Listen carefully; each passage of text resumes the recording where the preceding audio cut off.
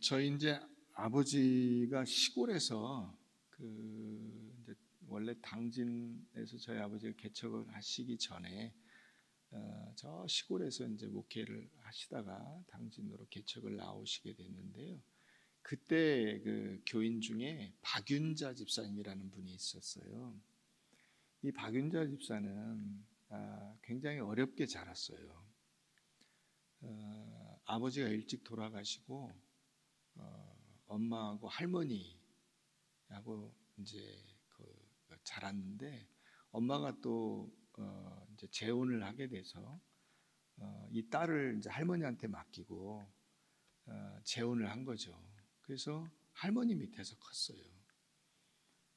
그래서 이제 커서 이제 남자를 만나서 결혼하게 됐는데 그 남자가 신앙생활을 하긴 하지만 명목상 그냥 교회 이름만 걸쳐놓고 신앙생활 뭐 그 대충 그렇지 않아요? 젊은 남자들이 20대 뭐 이런 남자들이 대체로 그렇죠. 신앙생활을 잘한다고 인정받을 만한 사람이 많지 않죠. 근데 그런 남자와 이제 결혼을 했습니다. 그리고 이 남자가 이제 얼마 안 있다가 그 돈을 벌러 사우디아라비아를 가서 거기서 이제 송금을 해준 거죠. 3년간 일을 하고 왔는데 와가지고 자기 이제 송금한 기록하고 집에 이제 그 살림 산 거하고 이렇게 다 이제 대조를 해서 돈이 빈다. 어떻게 된 거냐? 그 돈은 뭐냐면 이제 11조 헌금 드리고 교회 감사헌금 드리고 한 것인데 그랬다 그랬더니 오늘부터 교회 나가지 마라.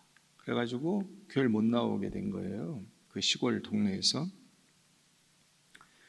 그래서 하여튼 그렇게 해서 이제 그 나머지 돈을 다 이제 체크해서 그걸로 땅 사가지고 염소 농장을 만든다고 하여튼 열심히 뛰어다녀서 염소 농장을 열었는데 하여튼 결국은 다 말아먹고 어느 날 그 부부가 없어져 버렸어요.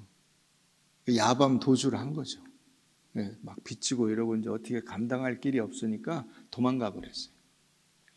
그래서 도망가서 서울 그 오류동에 옆에 궁동이라고 있는데 거기 가가지고 이제 정말 뭐 남자는 노가다 하고 그 박윤자 집사는 그 노점상 말 그대로 정말 노점상을 해서 이 길바닥에 라면 박스 깔고 물건 놓고 팔고 이래가지고 이제 연명을 하는데 박윤자 집사가 그런 거예요.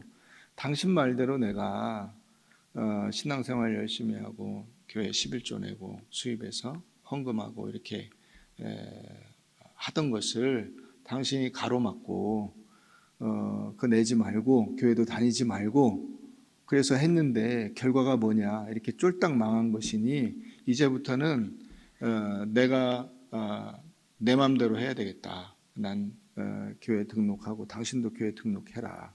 이제부터는 내 말대로 해라. 그래가지고 교회 등록하고 났는데 그 교회 장로님 중에 그 동네 사는 약국을 열어서 약사분이 있었어요. 그 약사분이 이제 어렵게 산다는 이야기를 듣고 세 가족이 자기 그 약국 앞에 땅을 내준 거예요. 거기서 장사를 하라고. 그래가지고 그 약국 앞에서 이제 생선 가게를 생선 노점을 열었어요. 그래서 남편이 매일 아침에 노량진 수산시장 가서 생선 떼다가 이게 잘 다듬어서 팔고 하니까 물건이 이제 싱싱하고 좋으니까 장사가 잘 되고 그래서 생활하는데 아무 문제가 없게끔 그렇게 이제 된 거죠. 그래서 저희 아버지 이제 그 개척하고 난 다음에 그 개척교회일 때 교회가 어렵잖아요. 이제 어느 날 어떻게 연락이 와가지고 목사님 별일 없으시냐, 제가 뭐 도와드릴 게 없냐, 그래서 냉장고가 하나 필요하다. 그랬더니 그 남편이 이제 그때는 이제 신앙생활을 열심히 하고 있는 거죠. 그 남편이 냉장고를 사가지고 오토바이 뒤에다가 냉장고를 묶어서 그걸 인천에서부터 궁동에서부터 당진까지 그걸 싣고 와가지고 설치해주고 갔대요. 그래서 하여튼 결국 어떻게 됐냐? 결국 그 약국 부근에 땅 사서 자기 건물 올리고요. 거기서 가게 열고 해서 지금은 자식들 다 잘 살고 자기들도 신앙생활도 열심히 하고 뭐 이제 장로님도 되고 권사님도 되고 해서 신실하게 잘 살고 있다 하는 거예요. 이게 하나님 앞에 이게 안 드리고 내가 아끼면 그래서 내가 뭔가 하면 잘 될 수 있을런지 모르겠지만은 그렇지가 않다는 거예요. 실제로 하나님께 모든 것을 드리고 신실하게 살기 시작한 그 다음부터 이들의 인생에 놀라운 변화가 있게 되고 신앙생활도 잘했을 뿐만 아니라 그들의 현실적인 그 삶도 그 번성하게 되었다는 것입니다. 우리가 교회에서 신앙생활하는 신자들을 보면은 11조에 관해서 4가지 태도가 있어요. 하나는 뭐냐면 11조를 기쁨으로 드리는 사람이에요. 두 번째는 11조를 드리긴 하지만은 불평하면서 드리는, 11조를 드리는 것에 대한 불평이 있는 사람이에요. 세 번째는 11조를 안 하는 사람이 있고, 네 번째는 11조도 안 하면서 불평은 오지게 하는 사람이 있어요. 네. 여러분들은 어디에 속하세요? 오늘 우리가 11조의 의미가 뭐냐 하는 것을 살펴보려고 합니다. 혹시라도 목사님이 11조를 교회 형편이 어려운가 보다 11조를 많이 내라고 이 얘기를 하시나 보다. 그렇지 않습니다. 우리 교회에 뭐 아무 문제가 없고요. 코로나로 인해서 어렵지만 그럼에도 불구하고 여러분들이 또 열심히 헌신해 주시고 하나님이 지켜주셔서 전혀 문제가 없습니다. 그런 의도가 아니에요.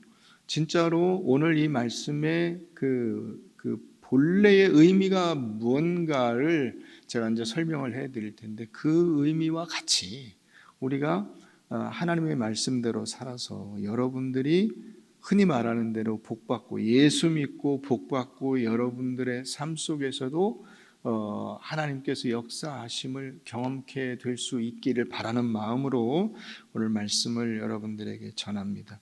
먼저 첫 번째로 우리가 살펴볼 것은 하나님은 그 언약 백성들이 보호받고 하나님의 인도하심 속에 복을 누리기를 원하세요. 한번 따라해 봅시다. 하나님은 내가 복받고 은혜받고 신실하게 살기를 원하신다. 구약에 보면 이 복을 물질적인 것과 연관해서 그 표현한 내용들이 굉장히 많습니다. 구약은 거의 대부분 그렇게 돼 있어요. 복이라고 하는 것이 물질적인 설명으로 돼 있어요. 왜냐? 구약 백성들이 하나님의 은혜라고 할 때 아직 이 계시와 신앙의 연조가 깊지 못하기 때문에 예를 들어서 여러분 이스라엘 백성들이 애굽에서 나와서 출애굽에서 광야에 있을 때 이 율법을 주셨잖아요. 430년 동안 하나님을 모르고 살던 사람들이에요. 그런데 하나님을 섬기는 것이 뭐냐라고 그 마음 중심에 대해서 자꾸 이야기를 하면 잘 못 알아들으니까 물질적인 것을 빗대어서 설명을 해준 거예요.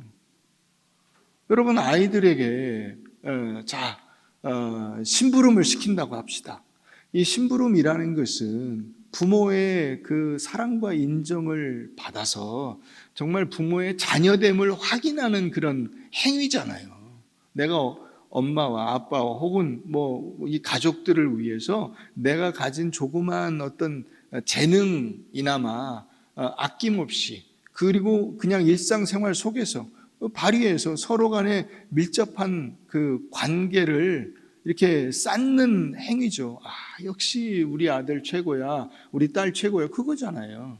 그런데 그 의미를 잘 모르니까 저기 가서 저거 가져와. 그럼 내가 맛있는 거 줄게. 뭐 1,000원 줄게. 이렇게 할 수 있잖아요. 그 1,000원과 맛있는 거 이것만 바라보면, 그 심부름의 본래의 의미를 모르면 어떻게 되죠? 나중에 안 주면 안 합니다. 이스라엘 백성들이 그렇게 된 거예요. 하나님 앞에 율법을 지키고 제사를 드리고 하는 이 근본 취지를 망각하고, 그것은 놓친 채로 하나님 제가 율법을 지켰잖아요. 하나님 제가 제사를 드렸잖아요. 왜 근데 제가 원하는 걸 안 줍니까? 이렇게 가는 거예요. 하나님과의 관계 속에서 이 율법과 제사와 여러 가지 어떤 종교적인 행위들이 어떤 근본적인 취지를 가지고 있는가 하는 것을 깨닫지 못한 채로 그 하나님에 대한 그 신실한 사랑을 놓친 채로 하나님의 뜻을 늘 오해하는 거예요.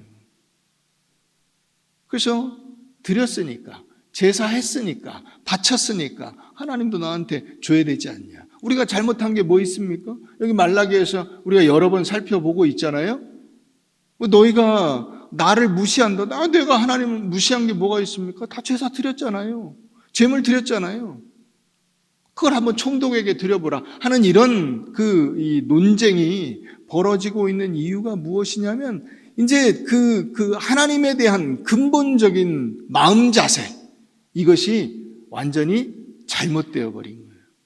그래서 구약의 후기 그리고 신약으로 이제 넘어오면서부터는 외적인 행위에 대해서 하나님이 말씀하시지 않아요. 그리고는 무엇을 말씀하시죠? 마음 중심에 있는 이 믿음과 사랑에 대해서 말씀하세요. 예를 들어서 하박국 2장 4절 말씀 같은 경우에 오직 의인은 믿음으로 말미암아 살리라.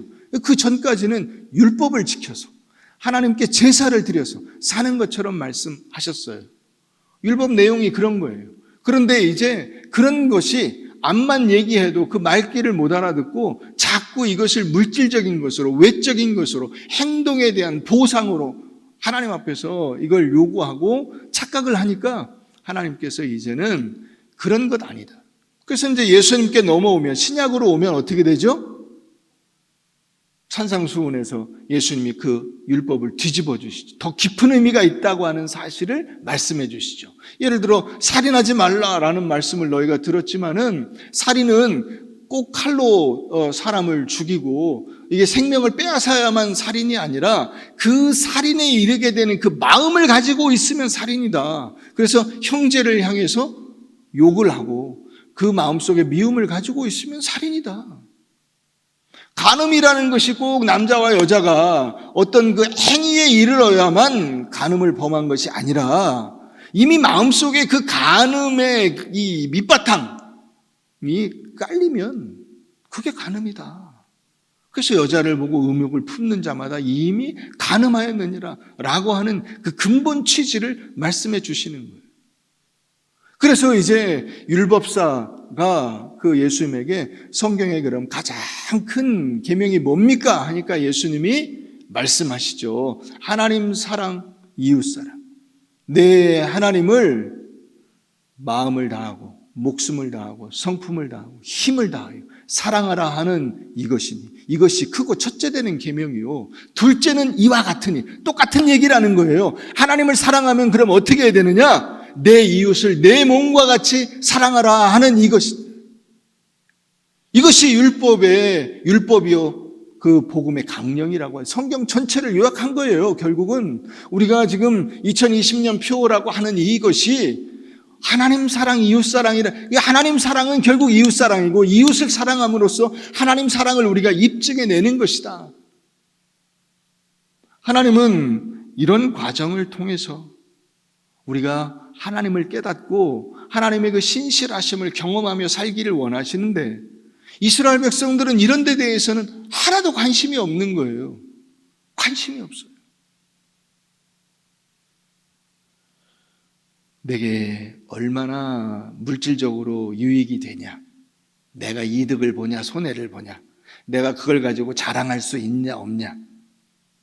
그래서 여러분, 신약 성경에 나오는 바리새인들과 서기관들이 어떻게 합니까? 기도할 때도 시장 가운데 서가지고 손을 들고 금식을 할 때도 막 죄를 뒤집어 쓰고 자기가 굉장히 힘들고 어려운 것처럼 가장을 하면서 더 과장하면서 그렇게 한다는 거예요.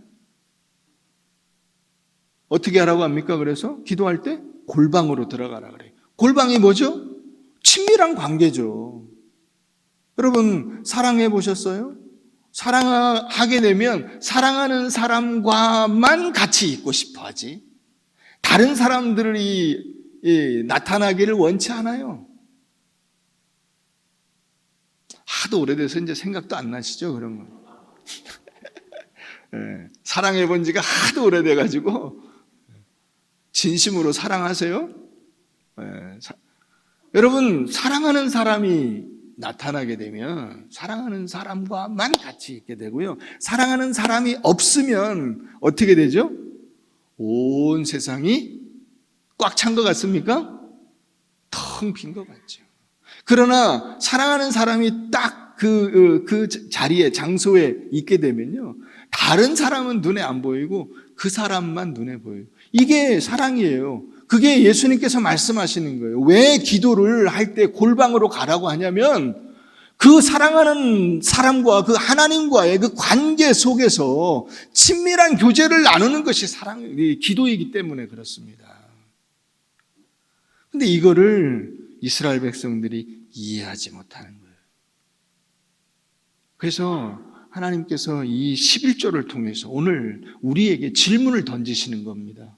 이 11조는 하나님이 우리에게 물으시는 거예요. 그 물음이 무엇이냐? 너는 나를 과연 확고하게 신뢰하느냐? 너는 나를 과연 하나님이라고 믿고 있느냐? 우리 간증 영상 하나 보도록 하겠습니다.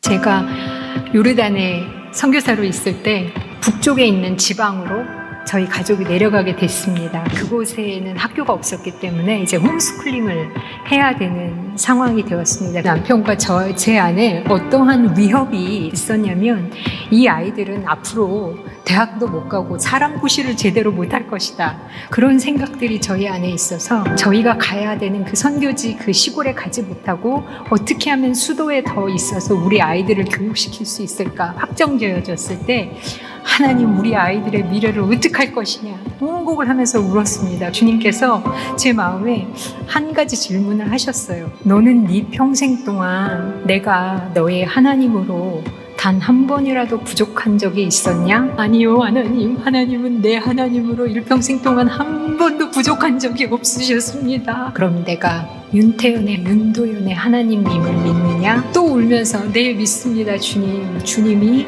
내 아이의 하나님임을 믿습니다라고 고백하는 그 순간에 갑자기 하나님이 내 아이의 하나님이시지 그 완벽하신 살아계신 하나님이 내 아이들의 하나님이라면 내가 이렇게 슬퍼할 이유가 없겠구나라는 마음이 확 들면서 기쁨이 제 안에 넘치면서 그래 주께서 어떻게 인도하시나 보자라는 그러한 소망이 생겼습니다. 바로 그겁니다. 여러분들 마음에 하나님이 하나님으로 이렇게 느껴지고 믿어지고 그분을 붙잡을 수 있으면 나머지는 문제가 없는 거예요.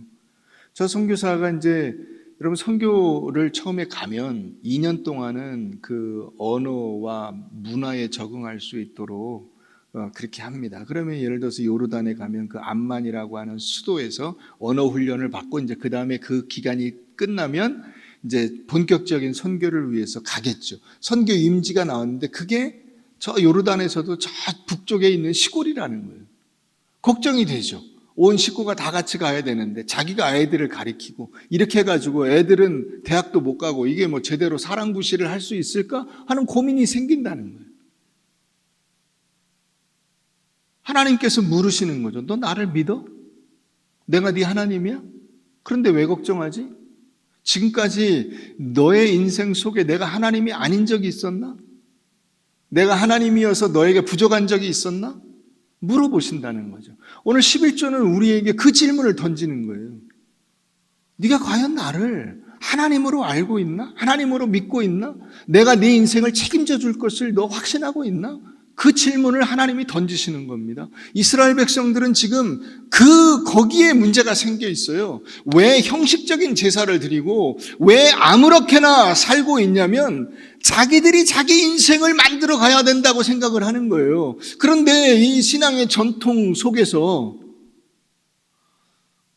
그동안 이제 이렇게 경험한 습관들이 있기 때문에 그 습관으로 한쪽에 양다리를 걸치고 있는 거예요. 한쪽에 이 신앙이라는 다리를 걸치고 한쪽에는 세상이라는 다리를 걸치고 그냥 이 어거지로 살고 있는 거예요. 하나님이 오늘 거기에 대해서 회개를 돌아오라고 말씀하시잖아요. 돌아오라.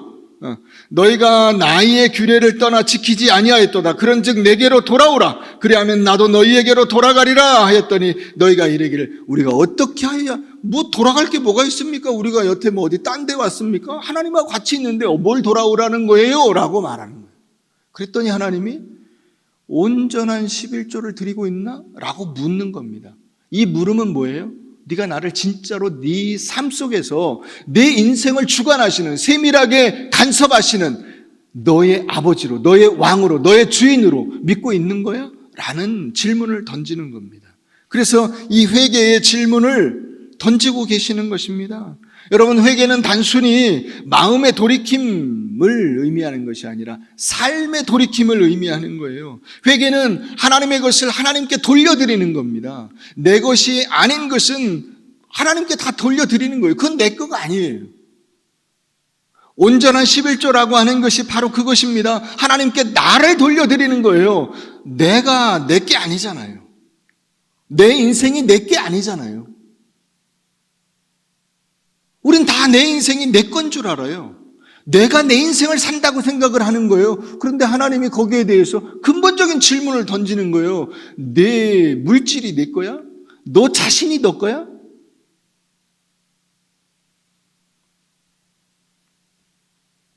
그 질문에 우리가 답을 해야 되는 것입니다. 오늘 10절 말씀 한번 가봅니다. 10절 다 같이 읽어보십시다. 시작.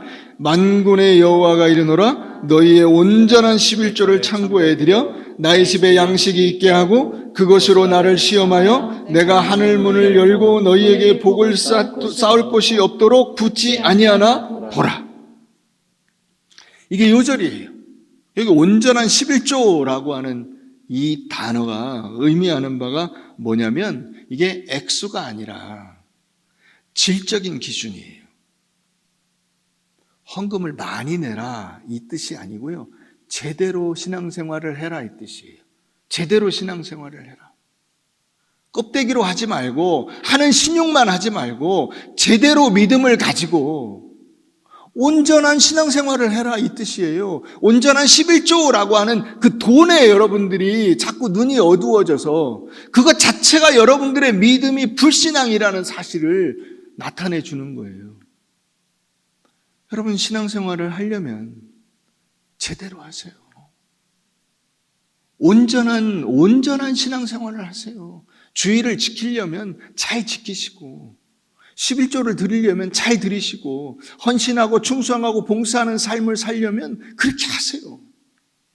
그 온전한 신앙생활을 안 하고 그냥 껍데기로 하게 되니까 하나님께서 질문을 던지시는 거예요. 너는 과연 나를 진짜로 믿고 있나? 네 중심이 나를 향해 있는가? 라는 질문을 던지는 거예요. 그 질문이 어떤 포장지로 쌓여 있는 거냐면 11조라고 하는 포장지로 쌓여 있는 거예요. 온전한 11조를 드려 내 곳간에 양식이 있게 하고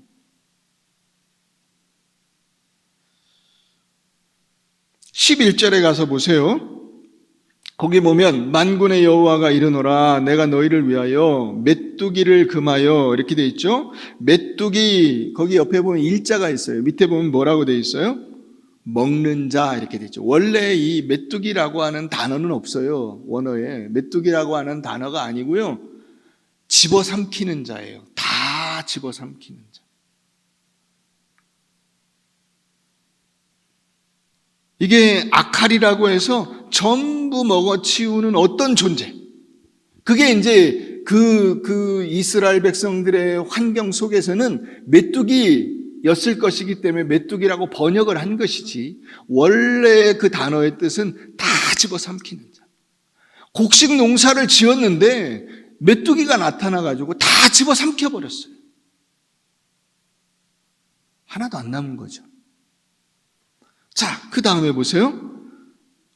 메뚜기를 금하여 그랬는데 이 금하다라고 하는 단어는 꾸짖다라고 하는 단어예요. 하나님이 메뚜기를 꾸짖어서 하나님의 백성들의 것을 다 먹어치우지 못하게 막으시겠다는 거예요. 또 그 다음에 보면 너희 밭에 포도나무 열매가 기한 전에 떨어지지 않게 하리니 이 기한 전에 떨어지다라고 하는 이 번역이 원래 어떤 뜻이냐면 아이를 낳았는데 죽었다 이 뜻이에요. 사산을 했어요. 여러분 아이를 임신해서 10달 동안 열심히 태교를 시키고 아이를 위해서 기도하고 이렇게 해서 아이를 낳았는데 아이가 태어나서 죽었어요. 그러면 헛고생을 한 거죠. 그죠? 굉장히 슬프고 마음이 안타깝습니다. 그리고 한편으로는 답답하죠. 헛고생을 했으니까요. 이 포도나무 열매가 기한 전에 떨어진다라고 하는 말이 그 뜻이에요. 이게 샤콜라라고 해서 아이를 낳았는데 죽었다라는 뜻입니다. 모든 노력이 허사가 돼버리는 거예요. 이것에 대해서 하나님이 뭐라고 도전을 하시냐면 야, 나하고 한번 내기해보자 이거예요.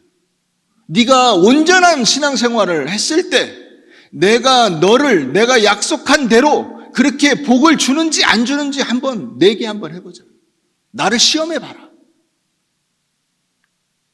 이 시험하다라고 하는 이 단어가 오늘 이 전체 말씀 중에서 굉장히 중요한 핵심적인 부분이에요. 왜냐하면 하나님이 이렇게 자신 있게 말씀하시는 거예요. 이게 여러분 인간이 하나님에 대해서 시험한다는 것은 죄예요.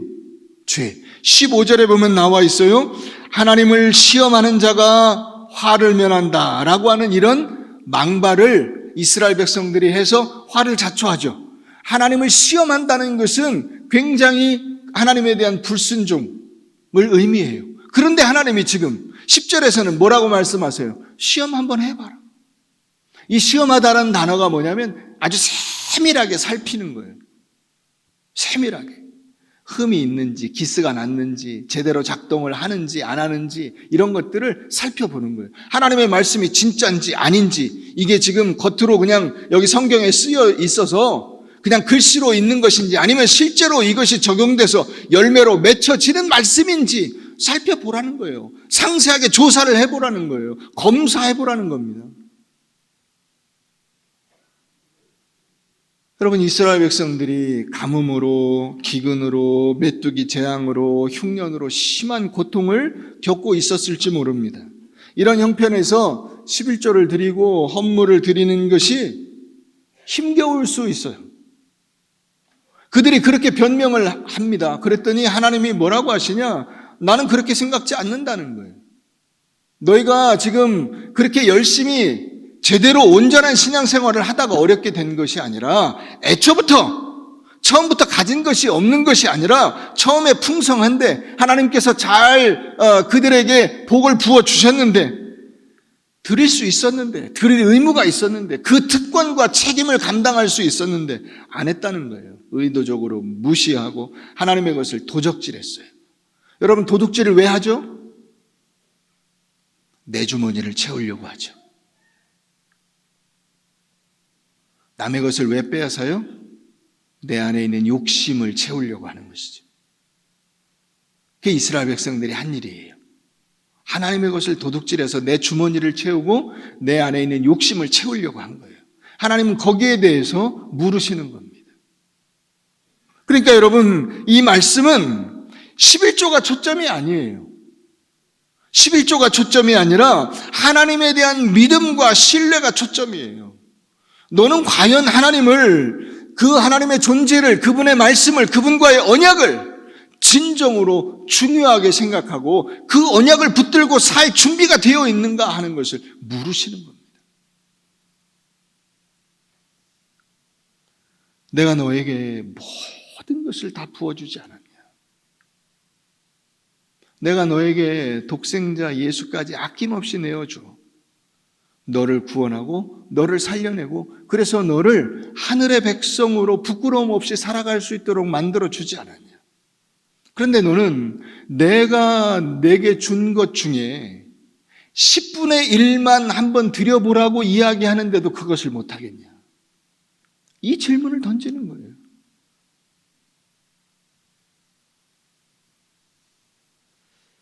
여러분 11조를 드리지 못하고 온전하게 신앙생활을 하지 못하는 것은 두 가지 면에서 손해예요.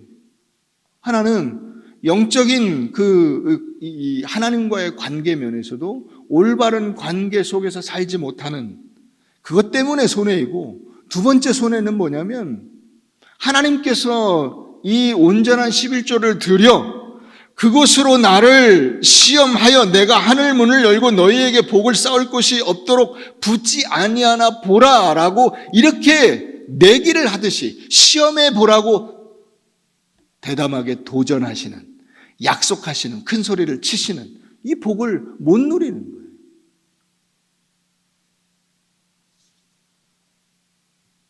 진짜 복이 또 있어요. 진짜 복. 자, 우리 12절 말씀 한번 가보십시다. 12절 한번 다 같이 읽어봅니다. 시작. 너희 땅이 아름다우심으로 모든 이방인들이 너희를 복되라 하리라. 만군의 여호와의 말이니라. 오늘 날이 좀 덥지 않아요? 네, 좀 킵시다.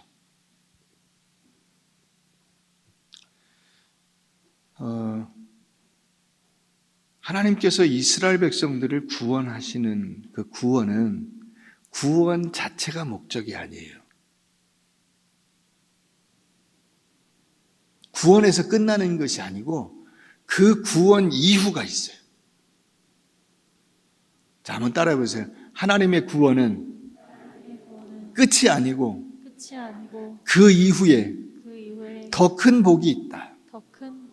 더 큰 복이 무엇이냐면, 자, 이스라엘 백성들이 12절에 보면 이미 그 복을 받았어요. 그 복을 받아서 땅이 메마른 땅, 가뭄으로 황폐화된 땅이 아니라 어떤 땅이 됐어요?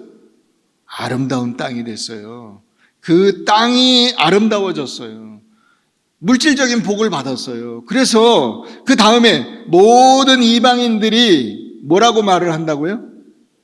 복되다라고 말을 한다는 거예요. 복되다. 여기 이 복되다라고 하는 이 단어가 어떤 뜻이냐면 똑바로 가다 이런 뜻이에요. 제대로 가다. 제대로 가다. 여호수아에게 하나님이 하신 말씀과 같이 좌로나 우로나 치우치지 아니하고 하나님의 말씀대로 신실하게 살아냄으로 말미암아 이스라엘 백성들이 그 가나안 땅에서 주인 노릇을 할 수 있게 되죠. 하나님의 백성답게 살 수 있게 되잖아요. 그걸 말씀하는 거예요. 그런데 자, 너희가 이스라엘 백성들에게 이방인들이 그렇게 말한다는 거예요. 야, 너희가 정말 똑바로 가고 있구나. 제대로 살고 있구나. 정상적인 신앙생활을 하고 있구나. 아, 열심히 예수를 믿고 있구나. 너희 정말 훌륭하구나. 여러분, 지금 믿지 않는 사람들이 예수 믿는 사람들에게 이렇게 칭찬을 합니까? 그렇지 않죠. 야, 니들이나 똑바로 믿어. 너도 말씀대로 안 살잖아.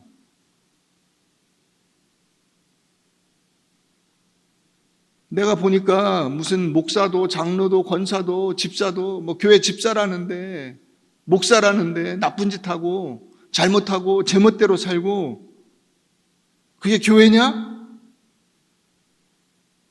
이런 조롱을 지금 받고 있잖아요. 그런데 하나님이 지금 12절에서 뭐라고 얘기해요? 모든 이방인들이 너희를 향해서 야, 너희가 정말 똑바로 가고 있구나. 제대로 살고 있구나. 믿음대로 신앙생활하고 있구나. 라고 인정을 받는다는 겁니다.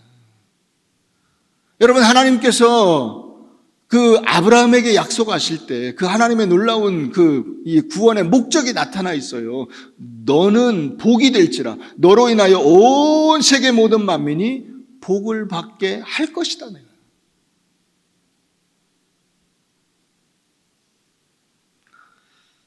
그런데 이런 제대로 된 신앙생활을 하지 못한 채 엉뚱한 길로, 잘못된 길로 빗나가게 되는 거죠.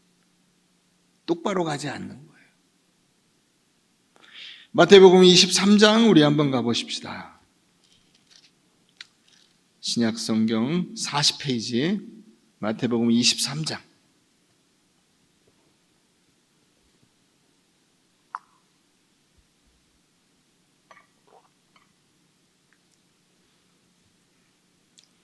(23절) 우리 같이 읽습니다. 시작.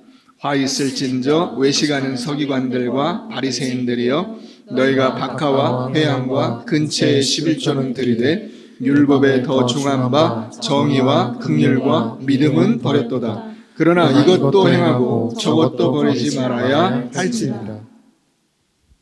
이 바리새인들과 서기관들이 어느 정도로 이 율법을 철저히 지켰냐면, 예를 들어서 여러분 이 앞에 텃밭을 가꿨어요. 거기 깻잎도 따고 가지도 따고 고구마도 따고 거두고 이렇게 해요. 그러면 그 깻잎에 11조도 드리고 가지에 11조도 드리고 고구마에 11조도 드릴 정도로 철저하게 11조를 드린다는 거야. 그런데 예수님이 거기에 대해서 그게 근본 취지가 아니라는 거예요.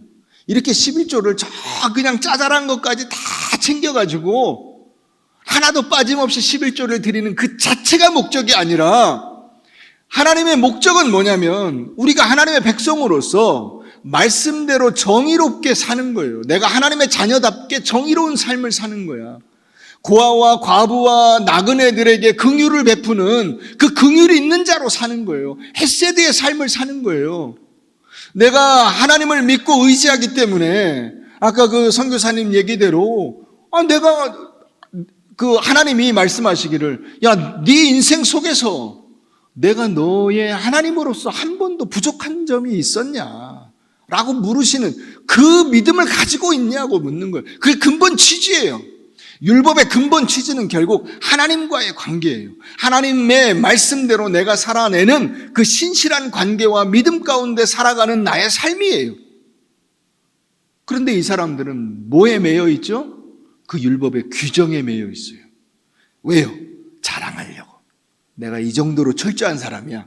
내가 이 정도로 신앙이 좋은 사람이야. 여러분, 그러니까 그 자랑은 누구한테 하는 거예요? 사람들한테. 하나님 앞에 자랑할 거리가 아니잖아요. 하나님 앞에 자랑은 뭘 해야 돼요? 정의와 긍휼과 믿음을 해야죠. 정의와 긍휼과 믿음이 없는 11조, 이 박하와 회향과 근처의 11조는 의미가 없다는 거예요.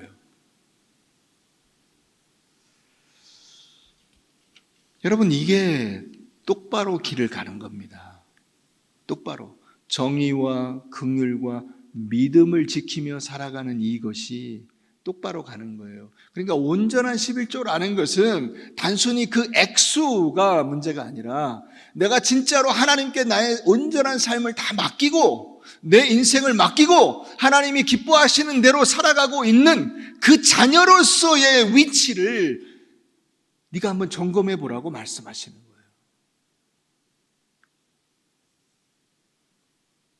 자, 우리 고린도전서 3장으로 한번 가보십시다. 고린도전서 3장, 신약 266페이지. 고린도전서 3장.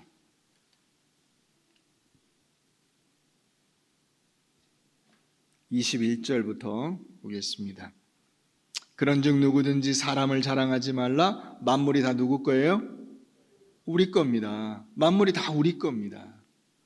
자, 바울이나 아볼로나 게바나 세계나 생명이나 사망이나 지금 것이나 장래 것이나 다 누구 겁니까?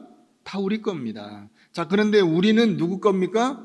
그리스도의 것입니다. 그리스도는 누구의 것입니까? 하나님의 것입니다. 그러니까 나와 예수 그리스도와 하나님이 같이 공유하고 있는 거예요. 모든 세상의 만물은 그것이 어느 누구 것이 아니라 바로 하나님 거예요. 그 하나님의 것을 하나님께서 우리로 하여금 마음껏 누리며 넉넉한 그 믿음으로 정의를, 긍휼을, 믿음을 행하면서 살아갈 수 있도록 우리에게 요청하시는 거예요. 여러분, 마음이 쪼그라드니까요, 불의하게 되는 거예요. 넉넉하면 정의로워져요. 넉넉하면 긍휼을 베풀 수가 있어요. 넉넉하면 믿음이 흔들리지 않습니다. 그런데 마음이 이미 쪼그라들어 버렸어요. 내가 넉넉히 가지고 졸부고, 여러분, 졸부가 어떤 게 졸부죠? 졸부는 재산은 엄청난 부자인데 마음은 거지 같은 마음을 가지고 있는 사람이 졸부예요.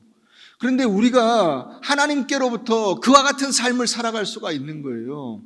하나님이 만물은 다 너희 것이다. 온 세상이 다 너희 것이다. 시간적으로 옛날에 사는 사람은 옛날 것이, 지금 우리가 살아가면 지금 이 모든 것이 우리 것이 되고, 미래를 살아가는 것은 우리의 자녀들 것이 되겠죠.